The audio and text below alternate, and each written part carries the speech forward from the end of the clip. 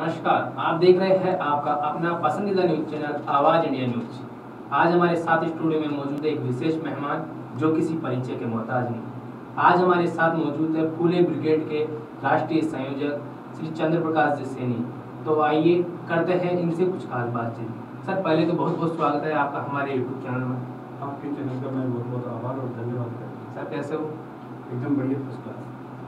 Sir, आपकी journey की शुरुआत कहाँ से हुई, वो कैसे हुई?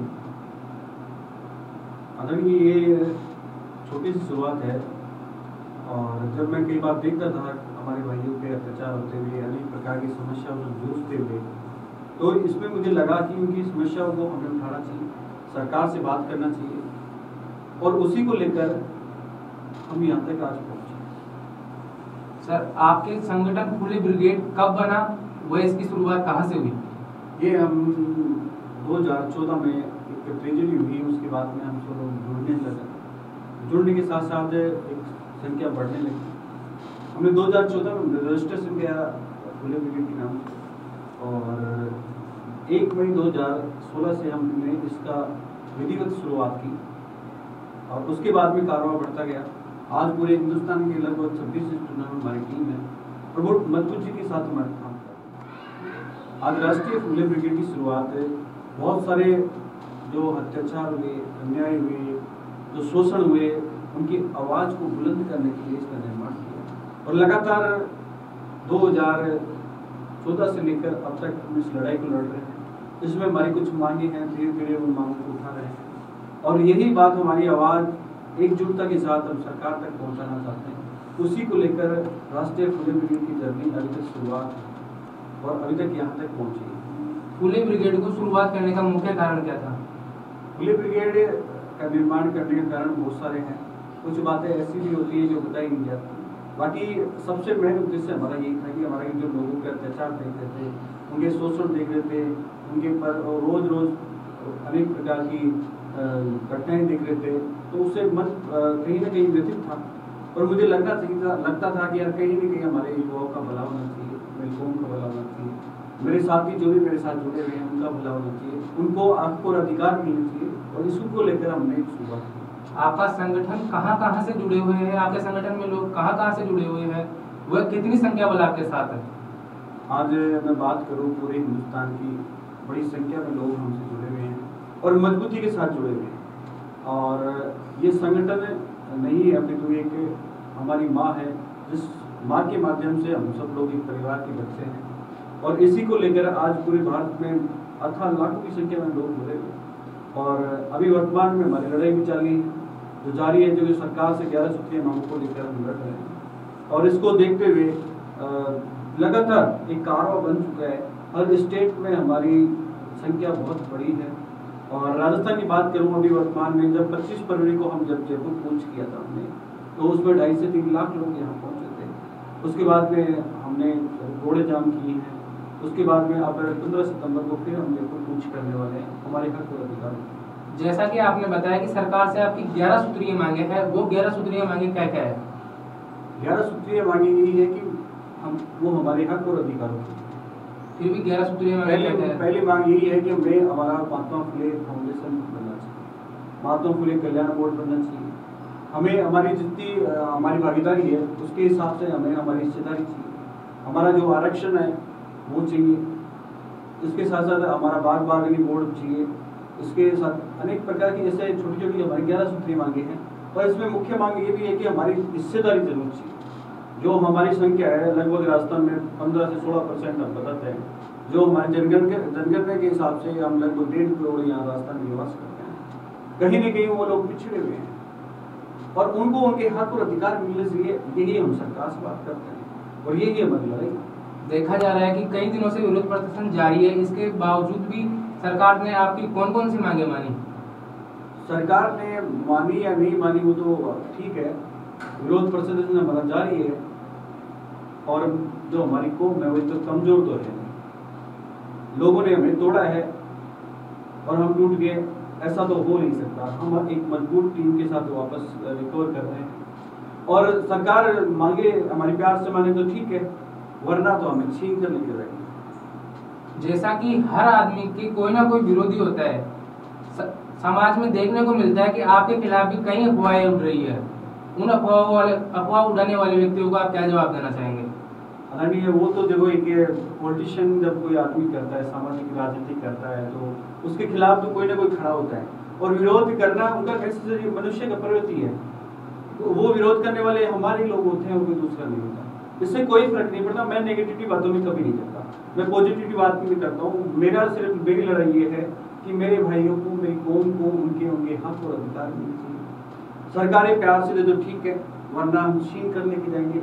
हम हमारे हक मांगते हैं, किसी से भीख नहीं मांगते। इसलिए जो नेगेटिविटी बातें कर रहे हैं, जो अफवाह उड़ा रहे हैं, अनेक प्रकार की भ्रामक मैसेज चलाए जा रहे हैं, उनमें मैं कभी नहीं कहता। वो अपना काम कर रहे हैं, मैं मेरा काम कर रहा हूँ। जैसा कि आपके ही विरोध प्रदर्शन में किसी समाज विशेष के खिलाफ बयान जारी हुआ था, उन लोगों पर आपने क्या कार्रवाई की? नहीं, ऐसा कुछ नहीं है। कई बार क्या होता है कि जो हमारे कार्यक्रम होते हैं उनको दिशा विहीन करने के लिए अनेक प्रकार के अपराधी प्रवृत्ति के लोग घुस जाते हैं, और उनको लगता है कि इस कार्यक्रम को कैसे खत्म किया जाए, या इस कार्यक्रम को कैसे बहिष्कार करवाया जाए, या इस कार्यक्रम को कैसे मतलब उसमें दंगे फसाद करवाया जाए। ऐसे लोग आ जाते हैं, वो कहीं भी हो सकता है। अनेक प्रकार के लोग बयान भी बाजी करते हैं। अभी मैंने एक बयान सुना था एक बड़े आदमी का, उसने कहा कि आपकी कौम तो सिर्फ 1% रास्ता में। वो एक भड़काऊ बयान होता है, वो किसी न किसी पे आरोप लगाने का काम करते हैं। जैसे मैंने आप पे आरोप लगाया, वो एक समाज का आरोप नहीं होता है, वो किसी एक व्यक्ति विशेष का होता है। ऐसे लोगों पे कार्रवाई होनी चाहिए। और मैं तो निश्चिंत ऐसी राजनीति में नहीं पढ़ता। सामाजिक जहाँ मैं बात करता हूँ, सामाजिक राजनीति की बात है, समाज सेवा की बात है, तो वो तो ये होता है कि जातिवाद की बात करते हैं। जातिवाद ऐसा नहीं है। जातिवाद उसको हम ये बोलेंगे, अगर मैंने किसी पे आरोप लगाया, गलत टिप्पणी की, वो जातिवाद है। ये समाज सेवा है, या कौम का भला करने की बात कर रहे हैं, या कौम की भला जब होगा जब हम सब लोग मिलकर साथ करेंगे। हर एक समाज एक दूसरे को सपोर्ट करेगा। यहाँ सब लोग टैक्स भरते हैं, हिंदुस्तान में सारे लोग भरते हैं, आप भी भरते हो, मैं भी टैक्स भरता हूँ, तो सबको सुविधा मिलनी चाहिए। और उस टैक्स के बदले हम सुविधा नहीं मांगेंगे सरकार से, तो वो टैक्स का पैसा कोई विदेश लेके चले जाएगा, और विदेश लेकर चले जाएगा तो हम तो बैठे रहेंगे। हमारे बच्चे क्या करेंगे, आने वाली पीढ़ियां क्या करेंगी? और ये लड़ाई हम भी उसी लिए लड़ रहे हैं कि हमारी आने वाली पीढ़ियां राज करें। आज जो आप देखते हो हमारे समाज का बच्चा कितना गरीब और किस प्रकार से अपने दो वक्त की रोटी कैसे गुजारा करता है, तो उसी की लड़ाई हम लड़ रहे हैं। जैसा कि आपका संगठन बहुत दिनों से कार्य कर रहा है, अब तक आपके संगठन के महत्वपूर्ण कार्य क्या क्या है? संगठन के कार्य तो आप लगातार देख रहे होंगे। हमने कोरोना में बहुत मदद की लोगों की। उस प्रकार जब भी हमें जहाँ भी मौका मिलता है, जैसे भी देखने को मिलता है कि कहाँ पे भी अगर कोई घटना हुई है, किसी के साथ अत्याचार हुआ है, किसी के साथ अन्याय हुआ है, या हमारी खुद की कुछ मांगे हैं, उनको लेकर हम धरना प्रदर्शन करते रहते हैं, बैठे रहते हैं। जब तक हमें न्याय नहीं मिलता तब तक हम उठते नहीं हैं। चाहे इसके लिए हमें रोड जाम करनी पड़ती है, कई बार हमें धरने प्रदर्शन करने पड़ते हैं, कई बार बहुत सारा आक्रोश भी व्यक्त करना पड़ता है सरकारों के खिलाफ, सरकारों के खिलाफ बोलना भी पड़ता है। लेकिन ये तो लड़ाई है, लड़ाइयों के बीच में तो हमें खुद के हक और अधिकार और बहुत सारे हैं, अभी उनकी गिनती तो मैं कर नहीं सकता, लेकिन लगातार रोज का यही काम है और इसी के साथ हम चल रहे हैं। सर, जैसा कि राजस्थान में मुख्यमंत्री आपकी समाज से है, फिर भी आपकी ये मांग किन से है? देखो, ये मुझे बात आपने बताई कि राजस्थान का मुख्यमंत्री हमारा ही है। एक्चुअली मैं तो ये जानता हूँ कि राजस्थान का जो मुख्यमंत्री है वो सर्व समाज का होता है, वो किसी एक व्यक्ति विशेष का नहीं होता है, वो सबके लिए काम करता है। पूरे राजस्थान के है, जो राजस्थान में जितनी भी जनसंख्या निवास करती है उसका वो मुख्यमंत्री है। उससे मांगने का सबको अधिकार है, सबको बराबर का अधिकार है, और वही मांग हम कर रहे हैं। और वो मांग हमें अच्छी है। मांग तो हमारी छोटी छोटी है, गलत मांग तो कर नहीं रहे। हम तो ये कहते हैं भाई जिसकी हिस्सेदारी, जो जिसकी जितनी भागीदारी है उसके हिसाब से हिस्सेदार दे दो। भारतीय संविधान में लिखा हुआ है भाई, हमारा जो आरक्षण है, आरक्षण जिसको सबको मिला हुआ है, हमें भी हमारा आरक्षण दे दो, हमें भी हमारे अधिकार दे दो, हमारे भी कल्याण बोर्ड बना दो, हमारा भी फाउंडेशन बना दो, हमारी आगे आने वाली पीढ़ियों को उनका भविष्य सुधार दो। इतनी से तो लड़ाई है। और लोगों को स्कॉलरशिप मिलती है तो हमारे लोगों को भी स्कॉलरशिप दे दो। लड़ाई तो किसी है और बड़ी लड़ाई नहीं है।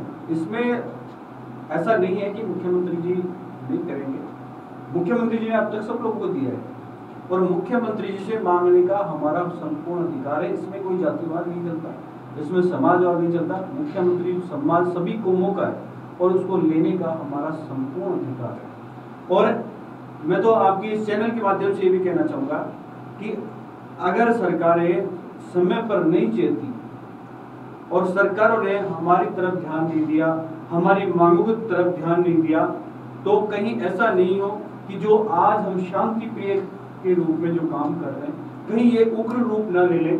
अगर हमने उग्र रूप ले लिया तो फिर हम सरकार और प्रशासन के बस में आने वाले नहीं। इसलिए सरकार को साफ साफ शब्दों में कहना चाहता हूँ कि हमें हमारे हक चाहिए, हमें हमारे अधिकार चाहिए, वो आप इस पे बैठकर चर्चा करें किस प्रकार हमें दे सकते हैं। जल्द से जल्द हमें हमारे हक और अधिकार चाहिए, अन्यथा इसका परिणाम आने वाले समय में बहुत बुरा है। आपके हिसाब से राजस्थान में सैनी समाज की संख्या कितनी है, वो आप किस आधार पर आरक्षण मांग रहे हो? हमारी संख्या राजस्थान में लगभग 15 से 16%। हमने तो हमारी काउंटिंग कर ली है, हमने पूरे राजस्थान में हमने तो हमारा समीकरण बना लिया, हमने हमारी काउंटिंग कर ली है, पूरे राजस्थान में गिनती कर ली है। अगर किसी को कम लगता है, अगर कोई आदमी ये कहता है कि तुम तो 1% हो, उस भाई को अगर कम लगता है तो वो चेक करवा ले भाई, अपनी काउंटिंग करा ले, कमती बुद्धि जोड़ लेंगे। अगर ज्यादा निकले तो जोड़ देंगे, कम निकले तो कम कर देंगे। लेकिन कैसा इनका किंतु परंतु वाला काम नहीं है। हमारी राजस्थान में 15 से 16% जनसंख्या है और भरपूर संख्या है। राजस्थान में हम किसी भी प्रकार से कम नहीं। हर प्रकार की हमारी जो टीमें हैं उन्होंने सर्वे किया है, प्रशासनिक लोग हमारे साथ जुड़े हैं, सामाजिक लोग हमसे जुड़े हैं, हमारे पॉलिटिशियन हमारे लोग जुड़े हैं। हर प्रकार के लोगों ने इसका वर्गीकरण करके सामंजस्य बैठाकर हमारा गिनती की है और वो जो गिनती काउंटिंग हुई है वो कहीं ना कहीं गलत नहीं है। और फिर भी किसी को लगता है कि कम है हम तो भैया तू गिनती कर ले, हमने तो हमारी गिनती कर ली, गिनती करके बता देना। किसी को लगता है ये बात, बाकी संख्या हमने तो ये कहा है जिसकी जितनी भागीदारी उसकी उतनी हिस्सेदारी, उस पर हम बात करते हैं, उस पर हम बिलीव करते हैं। और हम फिर 15 जून को आएंगे, जिसको कम संख्या लग रही है संख्या उसको गिना जाएंगे। यहाँ 15 सितंबर को फिर वही हालात होंगे, इतनी बड़ी संख्या में हम लोग आएंगे। हम किसी का पिछली बार जब 25 फरवरी को हम राजस्थान की राजधानी में विधानसभा घेराव के दौरान आए तो यहाँ पर लगभग 2.5 से 3 लाख लोग आए। हमने किसी के पत्ते का नुकसान नहीं करके गए। कोई भी कहीं भी आपको कोई छुटपुट खबर भी मिली हो तो बताइएगा, किसी भी चैनल वाले ने दिखाई हो तो बताइएगा। हमारा मकसद ये है कि हम शांतिपूर्वक आएंगे और फिर 15 सितंबर को जब आएंगे तो अब की बार और बड़ी संख्या में आएंगे और तो और हम किसी के पत्ते का नुकसान भी नहीं करके जाएंगे, किसी का पेड़ का पौधे का, क्योंकि हम तो पेड़ लगाने वाले लोगों में हैं, हम तो पेड़ को बनाने वाले लोगों में हैं, हम तो माली हैं यार। तो इसलिए हमारा नुकसान करने का कोई उद्देश्य नहीं है। हमारा तो मकसद इसलिए नहीं है कि औरों को मिला है तो अब हमें भी मिलना चाहिए, सबको मिले उसके साथ हमें भी मिले, यही हमारी लड़ाई है और इससे कोई लड़ाई नहीं। जैसा कि आपने बताया कि आप आगामी 15 सितंबर को वापस आंदोलन कर रहे हो, इस आंदोलन का मुख्य कारण क्या है? इस आंदोलन का मुख्य कारण यही है कि हम हमारे हक और अधिकार चाहते हैं। हमारी 11 सूत्रीय मांगे हैं वो सरकार यहाँ पर प्रेजेंट करे, राजस्थान में लागू करे, अन्य तो इसका परिणाम हम आपको उस समय पर बता देंगे क्या होने वाला है। इसके बाद में और रणनीति है। अभी तो सिर्फ हम सरकार को बताने आए, गिनती गिनाने आ रहे हैं। अभी तो सिर्फ 15 सितंबर को इस गिनती गिनाने आ रहे हैं, उन लोगों को गिनती बनाने आ रहे हैं, राजनीतिक पार्टियों की गिनती दिखाने आ रहे हैं। जो राजनीतिक पार्टी कहती है हमारी गिनती नहीं है, जो संगठन ये कहते हैं कि हमारी गिनती नहीं है, जो लोग बड़े बड़े नेता ये कहते हैं कि हमारा 1% लोग राजस्थान में, उन लोगों को अब ये गिनती बताने आ रहे हैं कि भाई हमारी संख्या गिन लो आंख फाड़ फाड़ के कि हम राजस्थान में 15 से 16% है कि नहीं। उसी के हिसाब से हम तो भागीदारी की बात कर रहे हैं और वो हम गिना देंगे आपको 15 सितंबर। तो सर बहुत बहुत धन्यवाद आपका हमारे साथ जुड़ने के लिए। ये थे फुले ब्रिगेड के राष्ट्रीय संयोजक श्री चंद्र प्रकाश जी सैनी। तो बने रहिए आवाज इंडिया न्यूज पर।